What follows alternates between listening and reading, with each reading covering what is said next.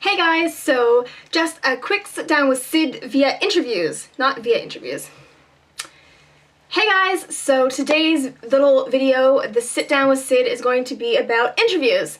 If you guys follow me on my social media, you'll know that I had an interview today for a teaching position in the UK, and it went fabulous. So I'm super stoked. I'm pretty much floating on air at the moment, so I figured it'd be a great time to kind of sit down and I guess give a few of my pointers on interviews and then just my experience from today.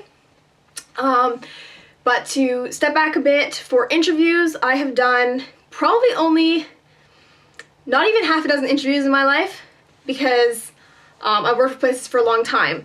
My first job was only for a few months because I had it for a purpose, and when I was done my purpose, I obviously left. And I was a tele-researcher, not a telemarketer, a tele-researcher. Okay, I do surveys, I didn't sell you anything. My next job, I worked for most of my working career, and that was retail. I worked at Old Navy. So I interviewed for that, so that's 2 interviews. I had 1 interview before all of that for a job I didn't get when I think I was just turned 16, and it was the little flower shop within a Metro. Or no, it was a Dominion. It became Metro later on. So that company doesn't even exist anymore. And then I have a couple of interviews that I did recently that weren't for jobs. They were interviews with the agencies to see if they wanted to take me on. And then this one. So this is my first teaching interview. And I'm really happy to say that obviously it went very well. And one of the last things that the head teacher said to me asked me was how many interviews I've done, because apparently I interviewed really, really well. And when I said this was my first interview, he was actually floored. So, anyways, that comment, along with a couple other compliments that he paid me during the interview, has me walking on air. Like, I'm totally ecstatic. But first thing is your outfit. Ladies and gents, put on your best clothes. One thing that's stressed, if you're going to wear a dress or a skirt, to make sure it's proper length. I tend to wear pants to the interview, usually. For everything I've done this year, any introductions or meetings I've had, I've actually worn the color blue, like cobalt blue, either my blue pants, which I think you guys have seen before, either on my blog or my Instagram, or my cobalt and black top with zipper. That was in my last interview outfit of the day post on my blog, so I'll link that down below so you can check it out. But today, something said, don't wear blue. And it's a good thing I didn't, because there was actually a couple other girls who were wearing black and blue, so it wouldn't have had me stand out. So instead, I went for a bold red lip and my hair pulled up. But first impressions are really important, so dress your best, ask a handful of people what they think of your look. If anyone kind of goes, change it.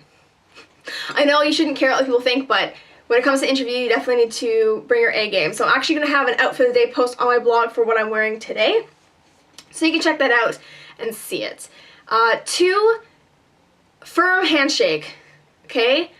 As a woman, I feel like when I shake the hands of men, they're like really like gentle because they think they're going to break my hand or something, but I actually have a very firm handshake, and I really hate what some people call the dead fish handshake, which is like they're barely touching you. I don't like it. So a really solid handshake is important. But guys, don't crush the hands of women or even other men. You're not trying to like overpower anybody, but a nice firm handshake really sends a powerful message.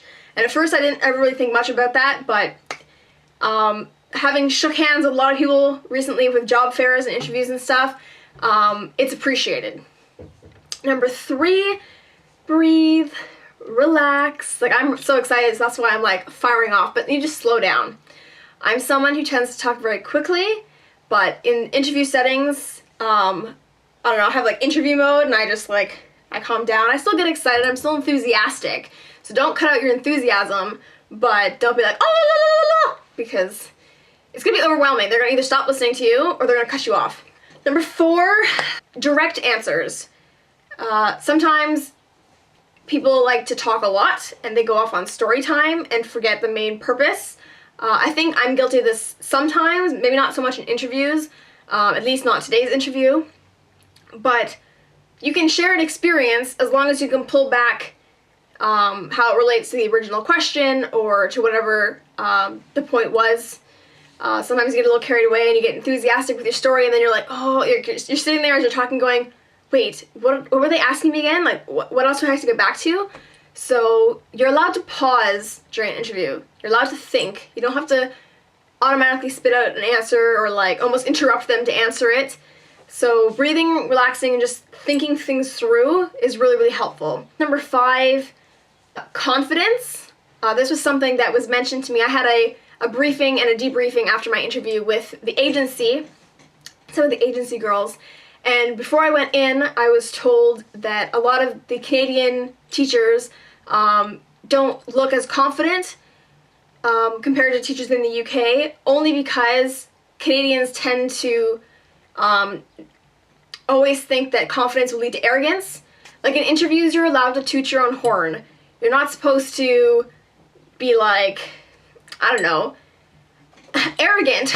Like, there's a balance. Don't be like, oh yeah, I'm the best and I'm always doing this and whatever. Just be like, this is what I can do. Another way to ease into it is, for my case, because of teaching, I've obviously had mentor teachers and my students. So by saying, oh, my students really like when I do X, Y, and Z, or my MT compliments me on X, Y, Z, that's an easier way where you don't, if you're scared of sounding arrogant, you can phrase it in that way where it's other people have told you, not you telling the world. When people are interviewing you, they're not out to get you. They're not out to make you feel stupid or whatever. Everyone wants the best for you, especially when you're in teaching, because these people were teachers once upon a time. 6 would be questions. Usually at the end of an interview, I guess depending on what job you're going for, ask if you have any questions for them, or they might give you an opportunity to have you highlight anything else that maybe wasn't asked or that you really thought would be important to share. They want to know who you are as a person, and any job wants to do that. Let your personality shine. That's definitely important. They want to know who you are. Number 7 would be shake their hand when you leave. Not everyone might initiate that, the interviewer or the interviewee, but I always make a point to shake the person's hand when I leave. I think it just kind of sums it up. Like when you meet them, you shake their hand, and then you say at the end, like, thank you, have a great day. Yeah, so if there's anything else you guys want to know about interviews, I know this, I did this video on the fly, so I'm sure I'll remember something as soon as I finish filming, but check down on the down bar because I might have something else that comes to mind later on.